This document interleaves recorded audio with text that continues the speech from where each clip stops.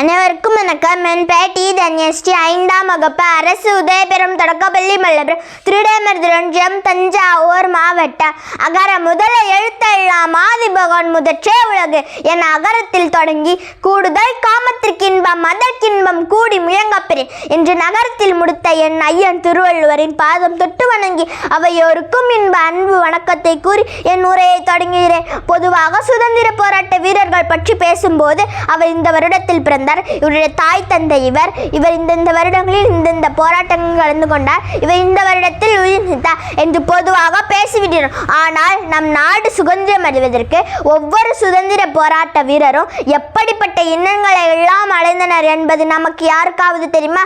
அதை தான் நாம் முதலில் தெரிந்து கொள்ள வேண்டும். அந்த வரிசையில் நான் இன்று வ.உ.சிதம்பரனார் நம் நாட்டின் சுதந்திரக்காக எப்படிப்பட்ட இன்னல்களை எல்லாம் அடைந்தார் என்பதை சுருங்க கூறப்போகிறேன். உலகிலேயே 40 வருஷம் சிறை தண்டனை விதிக்கப்பட்ட ஒரே தலைவர் வ.உ.சிதம்பரம். அதிலும் கோவை சிறைத்தான் வ.உ.க்கு பெருமளவில் தாக்கத்தை ஏற்படுத்தி இருக்கிறது.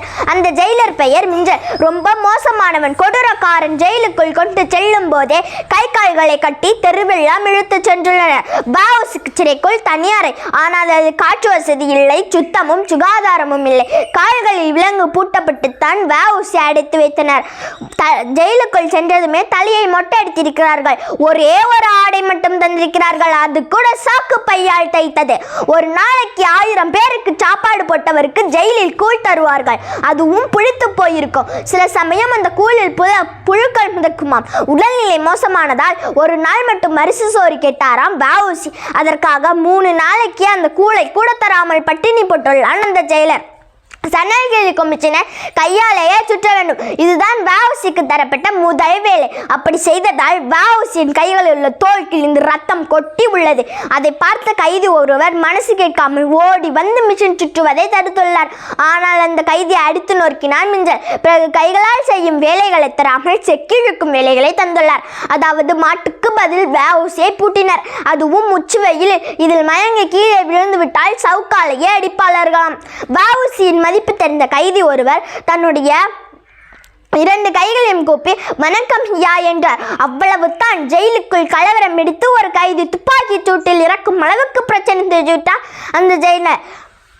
வ.உ.சி விடுதலை செய்யப்பட்டதும் தன்னுடைய வக்கீல் பணியை தொடர முடியாத அளவுக்கு அவருடைய லைசன்ஸ் பிடுங்கிவிட்டனர். ஒரு அரிசி கடையில் வேலை பார்த்தார். நாள் முழுக்க வேலை பார்த்துவிட்டு 4 ஆளாக்கு அரிசியோட வீட்டுக்கு போவாராம். இந்த விஷயம் தெரிந்த அந்த மளிகை கடைக்கு சீல் வச்சுட்டாங்க பிரிட்டிஷ் அதிகாரிகள்.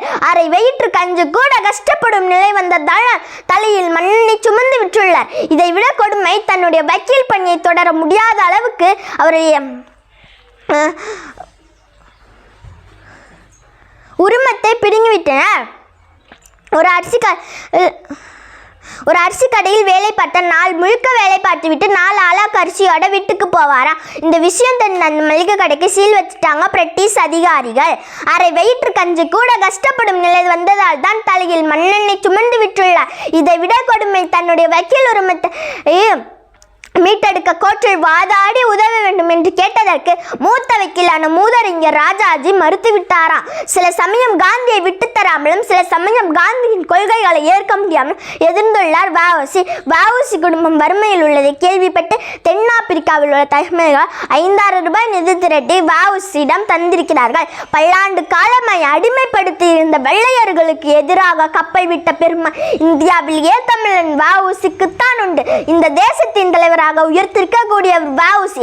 இனியாவது வ.உ.சி கப்பல் ஓட்டினார், செக்கிழுத்தார் என்பதை மட்டுமே சொல்லி சுருக்கிவிடாமல் அவருடைய சமூக நீதி கொள்கையை மக்களிடமே இந்த இளைஞர்கள் அழுத்தமாக பரப்ப செய்ய வேண்டும். தமிழர்களை மட்டுப்படுத்தவும் ஏளனப்படுத்தவும் யாருக்குமே தகுதி கிடையாது என்பதை செவிப்பறையில் ஓங்கி அறிந்து சொல்ல வேண்டும்.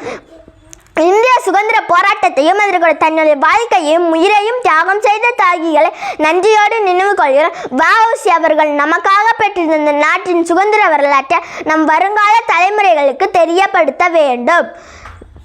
வ.உ.சி அவர்களை பற்றி பெருமையோடு பேசுவதற்கு வாய்ப்பளித்த சுதந்திர இயக்கத்திற்கு எனது மனமார்ந்த நன்றிகளை தெரிந்து கொள்கிறேன். மிக்க நன்றி.